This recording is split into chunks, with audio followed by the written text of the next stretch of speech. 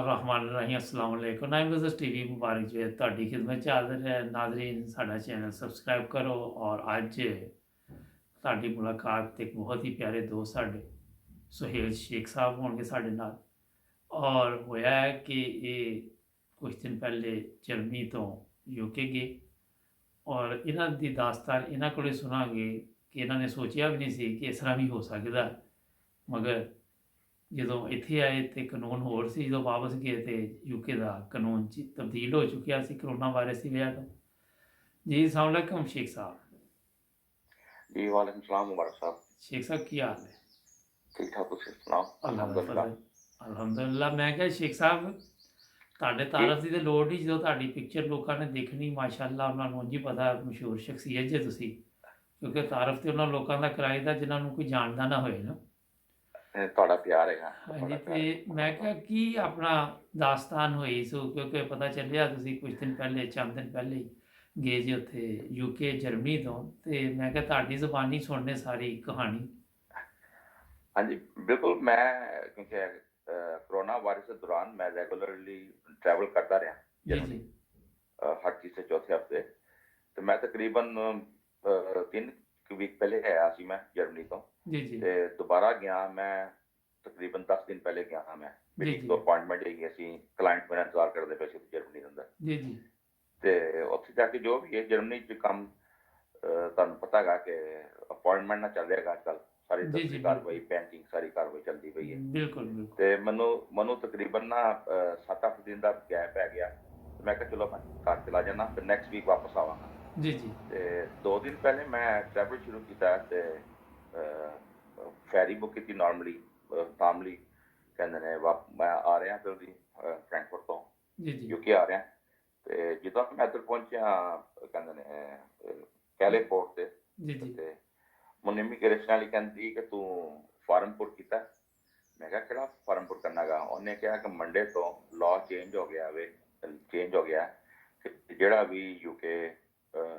Enter ਹੋਏਗਾ ਜੀ ਜੀ ਉਹਨੇ ਕਹਿੰਦੇ ਨੇ ਨਾ ਫਾਰਮ ਪੁੱਟ ਕਰਨਾ ਗਾ ਵੇਲਾ ਕਹਿੰਦਾ ਕਰੋਨਾ ਵਾਇਰਸ ਦਾ ਕੋਵਿਡ-19 ਦਾ ਜੀ ਜੀ ਤੇ ਮੈਂ ਕਿਹਾ ਕਿ ਮੇਰੀ ਇਨਫੋਰਮੇਸ਼ਨ 'ਚ ਨਹੀਂ ਗਾ ਮੈਂ ਜਦੋਂ ਫੈਰੀ ਬੁੱਕ ਕੀਤੀ ਹੈ ਤੇ ਮੈਨੂੰ ਕੋਈ ਈਮੇਲ ਨਹੀਂ ਆਈ ਜੀ ਨਾਰਮਲ ਤੌਰ ਦੇ ਉੱਤੇ ਤੁਸੀਂ ਕੋਈ ਵੀ ਫਲਾਈਟ ਬੁੱਕ ਕਰੋ ਜਾਂ ਟਨਲ ਬੁੱਕ ਕਰੋ ਜਾਂ ਕਹਿੰਦੇ ਨੇ ਫੈਰੀ ਬੁੱਕ ਕਰੋ ਤੁਹਾਨੂੰ ਦਿੰਦੇ ਨੇ ਇਨਫੋਰਮੇਸ਼ਨ ਦਿੰਦੇ ਨੇ ਜੀ ਜੀ ਉਹਨੇ ਮੈਨੂੰ ਕਿਹਾ ਕਿ ਉਸੇ ਟਾਈਮ ਮੈਨੂੰ ਕਿਹਾ ਠੀਕ ਹੈ ਤੇ ਕਹਿੰਦੇ ਮੈਂ ਫਿਰ ਉਹਨੂੰ ਦੱਸਿਆ ਕਿ ਮੈਂ ਵੀਕ ਪਹਿਲੇ ਗਿਆ ਤੇ ਮੈਂ ਵਾਪਸ ਜਾਣਾ ਮੇਰੀ ਫੈਮਿਲੀ ਇੱਥੇ ਯੂਕੇ ਰਹਿੰਦੀ ਹੈ ਜੀ ਜੀ ਤੇ ਮੈਂ ਕੰਮ ਸ਼ੁਰੂ ਕੀਤਾ ਕੁਝ ਮਹੀਨੇ ਤੋਂ ਜਰਮਨੀ ਜੀ ਜੀ ਤੇ ਉਹਨੇ ਕਿਹਾ ਠੀਕ ਹੈ ਮੈਂ ਤੈਨੂੰ ਕਹਿੰਦੇ ਨੇ ਜਾਣਦੇ ਨਹੀਂ ਆ ਪਰ ਤੂੰ ਕਹਿੰਦੇ ਨੇ ਫੈਰੀ ਦੇ ਅੰਦਰ ਫਾਰਮ ਪੁੱਟ ਕਰ ਲਾ ਅਗਰ ਤੂੰ ਫਾਰਮ ਪੁੱਟ ਨਹੀਂ ਕੀਤਾ ਤੇ 1500 ਤੋਂ ਲੈ ਕੇ 2500 ਤੱਕ ਕਹਿੰਦੇ ਨੇ ਤੁਹਾਨੂੰ ਜੁਰਮਾਨਾ ਹੋ ਸਕਦਾ ਗਾ ਅੱਛਾ ਤੇ ਮੈਂ ਕਿਹਾ ਠੀਕ ਹੈ ਮੈਨੂੰ ਫਿਰ ਮੈਂ ਕਿਉਂਕਿ ਫੈਰੀ ਜਿਹੜੀ ਮੈਨੂੰ ਫੈਰੀ ਮੈਂ ਅਰਲੀ ਆ ਗਿਆ ਸੀ ਤੇ ਮੈਂ ਤਕਰੀਬਨ ਉੱਥੇ ਖਲੋਤੇ ਮੈਂ ਫਾਰਮ ਚੈੱਕ ਕਰਨਾ ਸ਼ੁਰੂ ਕੀਤਾ ਆਨਲਾਈਨ ਸਾਰਾ ਕੁਝ ਤੇ ਉੱਥੇ ਬੈਠ ਕੇ ਫਿਰ ਮੈਂ ਫਾਰਮ ਪੁੱਟ ਕੀਤਾ ਤੇ ਉਹਦੇ ਵਿੱਚ ਰਿਸਟ੍ਰਿਕਸ਼ਨ ਹੈਗੀਆਂ ਸੀ ਕਿ 14 ਡੇਜ਼ ਕੁਆਰੰਟਾਈਨ ਕਰਨਾ ਪਏਗਾ ਜਿਹੜਾ ਬੰਦਾ ਯੂਕੇ ਤੋਂ ਅਰਾਈਵ ਹੋ ਰਿਹਾ ਉੱਥੇ ਵੀ ਪੋਰਟ ਦੇ ਉੱਤੇ ਵੀ ਕੁਝ ਖਲੋਤੇ ਨੇ ਜਿਹੜੇ ਟਰੈਵਲਰ ਹੈਗੇ ਨੇ ਪੋਲਿਸ਼ ਜੀ ਜੀ ਜਰਮਨ ਵਗੈਰਾ ਮੈਂ ਉਹਨਾਂ ਨੇ ਵੀ ਥੋੜੀ ਕਨਵਰਸੇਸ਼ਨ ਕੀਤੀ ਉਹਨਾਂ ਨੇ ਕਿਹਾ ਕਿ ਹਾਂ ਅਸੀਂ ਫਾਰਮ ਪੁੱਟ ਕੀਤਾ ਤੇ ਅਸੀਂ ਫਾਰਮ ਪੁੱਟ ਕਰਨੇ ਪੈ ਗਏ ਸਾਨੂੰ 14 ਡੇਜ਼ ਕੁਆਰੰਟਾਈਨ ਕਰਨਾ ਪੈਣਾ ਜੀ ਜੀ ਤੇ ਫੈਰੀ ਅੰਦਰ ਬੈਠੇ ਹੈਗੇ ਆ ਫੈਰੀ ਤੋਂ ਉਤਰੇ ਹੈਗੇ ਆ ਤੇ ਨਾਰਮਲ ਤੌਰ ਦੇ ਉੱਤੇ ਤੋਂ ਤਕਰੀਬਨ ਹਰ ਗੱਡੀ ਨੂੰ ਕੋਈ ਗੱਡੀ ਚੈੱਕ ਕਰਦੇ ਸੀ ਜ਼ਿਆਦਾਤਰ ਗੱਡੀਆਂ ਜਾਣ ਦਿੰਦੇ ਸੀ ਐਤਕੀ ਉਹਨਾਂ ਨੇ ਨਾ ਸਾਰੀਆਂ ਗੱਡੀਆਂ ਰੁਕਵਾ ਦਿੱਤੀਆਂ ਸੀ ਸਾਰੀਆਂ ਕਾਰਾਂ ਜੀ ਜੀ ਤੇ ਉਹਨਾਂ ਨੇ ਕ੍ਰੋਸ ਕੁਐਸਚਨ ਸ਼ੁਰੂ ਕੀਤਾ ਕਿ ਸਾਨੂੰ ਪਹਿਲੇ ਤੁਸੀਂ ਦਵੋ ਆਪਣਾ ਰੈਫਰੈਂਸ ਨੰਬਰ ਜਦੋਂ ਤੁਸੀਂ ਫਾਰਮ ਸਬਮਿਟ ਕਰਦੇ ਹੋ ਆਨਲਾਈਨ ਤੁਹਾਨੂੰ ਇੱਕ ਰੈਫਰੈਂਸ ਨੰਬਰ ਆਉਂਦਾ ਗਵਰਨਮੈਂਟ ਵੱਲੋਂ ਠੀਕ ਉਹ ਰੈਫਰੈਂਸ ਨੰਬਰ ਤੁਸੀਂ ਲਾਜ਼ਮੀ ਸ਼ੋ ਕਰਨਾ ਹੁੰਦਾ ਜੀ, ਅਗਰ ਜੀ। ਤੁਹਾਡੇ ਕੋਲ ਰੈਫਰੈਂਸ ਨੰਬਰ ਨਹੀਂ ਹੈਗਾ ਠੀਕ ਹੈ ਤੇ ਤੁਹਾਨੂੰ ਰਿਫਿਊਜ਼ ਕਰ ਦੇਣਗੇ ਯੂਕੇ ਐਂਟਰੀ ਤੋਂ ਤੇ ਦੂਸਰਾ ਕਹਿੰਦੇ ਨੇ ਤੁਹਾਨੂੰ ਜੁਰਮਾਨਾ ਵੀ ਪੈ ਸਕਦਾ ਹੈ ਠੀਕ ਤੇ ਉਹਨਾਂ ਨੂੰ ਜਿੱਦਾਂ ਮੈਂ ਦਿੱਤਾ ਹੈਗਾ ਕਹਿੰਦੇ ਨੇ ਜਿਹੜਾ ਰੈਫਰੈਂਸ ਨੰਬਰ ਮੈਂ ਦਿੱਤਾ ਜੀ ਜੀ ਤੇ ਉਹਨਾਂ ਨੇ ਮੈਨੂੰ ਤੇ 2-4 ਹੋਰ ਗੱਡੀਆਂ ਹੈਗੀਆਂ ਸੀ ਉਹਨਾਂ ਨੂੰ ਕਿਹਾ ਕਿ ਫਾਲੋ ਕਰੋ ਸਾਡੀ ਗੱਡੀ ਫਾਲੋ ਕਰੋ ਉਹ ਫਿਰ ਲੈ ਕੇ ਨੇ ਮੈਨੂੰ ਟਰੈਵਲ ਲੌਜ ਜਿਹੜਾ ਠੀਕ। ਸਟੋਵਰ ਹੈਗਾ ਜੀ ਜੀ ਉੱਥੇ ਗਿਆ NHS ਲੈ ਗਏ ਸੀ ਉਹਨਾਂ ਨੇ ਪਾਏ ਸੀ ਲਿਬਾਸ ਵਗੈਰਾ ਪਾਏ ਸੀ ਨਾਰਮਲ ਉਹਨਾਂ ਨੇ ਟੈਂਪਰੇਚਰ ਚੈੱਕ ਕੀਤਾ ਦੂਸਰਿਆਂ ਦਾ ਵੀ ਚੈੱਕ ਕੀਤਾ ਤੇ ਉਹਨਾਂ ਨੇ ਕਿਹਾ ਕਿ ਜੀ ਤੁਸੀਂ ਇਹ ਟੈਬਲੇਟਸ ਖਾਓ ਤੇ ਇੱਥੇ ਤੁਸੀਂ ਵੇਟ ਕਰੋ ਕਿ ਸਾਡੇ ਡਾਕਟਰ ਆਉਣਗੇ ਤੁਹਾਡਾ ਚੈੱਕਅਪ ਕਰਨਗੇ। ਤੇ ਉਹਨਾਂ ਨੇ ਕਿਹਾ ਕਿ ਪੋਸੀਬਲ ਹੈਗਾ ਕਿ ਅਸੀਂ ਜਿਹਦੀ ਥੋੜ੍ਹੀ ਬਹੁਤੀ ਵੈਸੇ ਵੀ ਤਬੀਅਤ ਖਰਾਬ ਹੈਗੀ ਕਿ ਤੁਹਾਨੂੰ ਅਸੀਂ ਹਸਪੀਟਲ ਸ਼ਿਫਟ ਕਰ ਦਈਏ। ਮੈਂ ਕਿਹਾ ਮੈਂ ਹਸਪੀਟਲ ਨਹੀਂ ਜਾਣਾ ਗਾ ਜੀ ਜੀ ਤੇ ਤੁਸੀਂ ਮੇਰਾ ਚੈੱਕਅਪ ਕਰੋ। ਮੈਂ ਤਾਂ ਰੈਗੂਲਰ ਟਰੈਵਲਰ ਹੈਗਾ ਵਾਂ ਤੇ ਨਾ ਮੈਨੂੰ ਬੁਖਾਰ ਹੈ ਨਾ ਮੇਰੀ ਕੋਈ ਤਬੀਅਤ ਖਰਾਬ ਹੈਗੀ ਹੈ। ਤੇ ਉੱਥੇ ਫਿਰ 2 ਦਫਾ ਆਏ ਨੇ ਚੈੱਕ ਕਰਨ ਵਾਸਤੇ NHS ਵਾਲੇ ਜੀ ਜੀ ਜਿਹੜੇ ਹੈਗੇ ਨੇ। ਤੇ ਨਾਲ ਇੱਕ ਬਲੂ ਯੂਨੀਫਾਰਮ ਵਿੱਚ ਹੈਗੇ ਸੀ, ਆਈ ਡੋਂਟ ਨੋ ਪੁਲਿਸ ਵਾਲੇ ਸੀ ਇਮੀਗ੍ਰੇਸ਼ਨ ਵਾਲੇ ਸੀ, ਮੈਂ ਨਹੀਂ ਦੇਖਿਆ ਉਹ ਕਦੀ ਐਸੇ ਵਰਦੀਆਂ ਵਾਲੇ। ਜੀ ਜੀ ਤੇ ਇਨਸਿਸਟ ਕਰਦੇ ਰਹੇ ਹੈਗੇ ਨੇ ਕਿ ਜੀ ਤੁਹਾਨੂੰ ਅਸੀਂ ਵੈਕਸੀਨ ਲਗਾਉਣੀ ਹੈ। ਤੇ ਮੈਂ ਕਿਹਾ ਕਿ ਮੈਂ ਵੈਕਸੀਨ ਨਹੀਂ ਲਗਾਉਣੀ ਕਿਸੇ ਕਿਸਮ ਦੀ। ਜੀ ਜੀ ਤੇ ਮੇਰੇ ਨਾਲ ਇੱਕ ਸੀ ਕਿ ਜਰਮਨ ਜਿਹੜੇ ਓਰੀਜਨਲ ਜਰਮਨ ਜੀ ਫੈਮਿਲੀ ਜੀ ਉਹ ਹੈਗੀ ਸੀ। ਉਹਨਾਂ ਨੇ ਕਿਹਾ ਕਿ ਨਹੀਂ ਅਸੀਂ ਨਾ ਵਾਪਸ ਜਾਣਾ, ਠੀਕ ਵੀ ਵਾਂਟਡ ਟੂ ਗੋ ਬੈਕ ਨਾ, ਅਸੀਂ ਨਹੀਂ ਇੱਥੇ ਰਹਿਣਾ ਗਾ।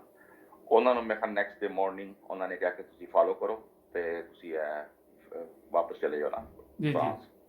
ਉਹ ਵਾਪਸ ਚਲੇ ਗਏ। ਮੈਂ ਵੀ ਇਹਨਾਂ ਨੂੰ ਕਿਹਾ ਕਿ ਮੈਂ ਵੀ ਵਾਪਸ ਚਲਾ ਜਾਣਾ ਜਰਮਨੀ, ਜੀ ਜੀ ਠੀਕ ਹੈ ਤੇ ਮੈਂ ਵਾਪਸ ਆ ਜਾਵਾਂਗਾ। ਉਹਨਾਂ ਨੇ ਕਿਹਾ ਕਿ ਤੇਰੀ ਫੈਮਿਲੀ ਕਿੱਥੇ ਹੈਗੀ? ਮੈਂ ਕਿਹਾ ਮੇਰੀ ਫੈਮਿਲੀ ਇੱਥੇ ਹੈਗੀ। ਫਿਰ ਉਹਨਾਂ ਨੇ ਦੱਸਿਆ ਮੈਂ ਕਿਹਾ ਮੈਂ ਇੰਨੇ ਸਾਲਾਂ ਦਾ ਰਹਿ ਰਿਹਾ, ਮੈਂ ਮੋਰਗੇਜ ਪੇ ਕਰ ਰਿਹਾ ਜਾਂ ਹੈਗਾ।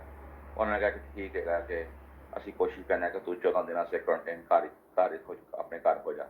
ਜੀ ਜੀ ਤੇ ਉਹਨਾਂ ਨੇ ਫਿਰ ਸ਼ਾਮ ਨੂੰ ਮੈਨੂੰ ਫਿਰ ਅਗਲੇ ਦਿਨ ਸ਼ਾਮੀ ਉਹਨਾਂ ਨੇ ਕਿਹਾ ਕਿ ਠੀਕ ਹੈ ਤੂੰ ਸਿੱਧਾ ਘਰ ਜਾ ਤੇ ਤੂੰ ਕਿਸੇ ਨਾਲ ਕੰਟੈਕਟ ਨਹੀਂ ਕਰਨਾ, ਠੀਕ ਹੈ ਤੂੰ ਸਿੱਧਾ ਘਰ ਜਾ ਕੇ ਕੁਆਰੰਟਾਈਨ ਹੋ ਜਾ।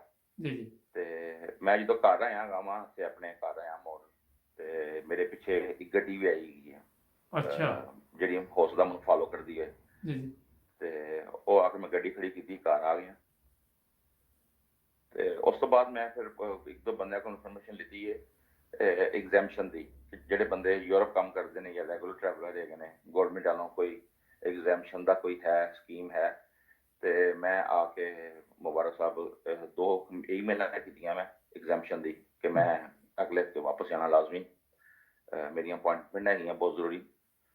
ਤੇ ਮੈਨੂੰ ਹਜੇ ਈਮੇਲ ਨਹੀਂ ਆਈ ਉੱਥੋਂ ਦੀ ਗੌਰਮੈਂਟ ਵੱਲੋਂ, ਨਹੀਂ ਆਏਗੀ। ਜੀ ਜੀ ਸ਼ੇਖ ਸਾਹਿਬ ਤੁਸੀਂ ਕਹਿ ਰਹੇ ਟਰੈਵਲ ਲੈ ਗਏ ਤੁਹਾਨੂੰ, ਤੇ ਉੱਥੇ ਕਿੰਨੇ ਦਿਨ ਰਹੇ ਤੁਸੀਂ? ਉੱਥੇ ਮੈਂ 2.5 ਦਿਨ ਰਿਹਾ। ਤੇ ਉਹਦਾ ਖਰਚਾ ਕਿੰਨਾ ਦਿੱਤਾ?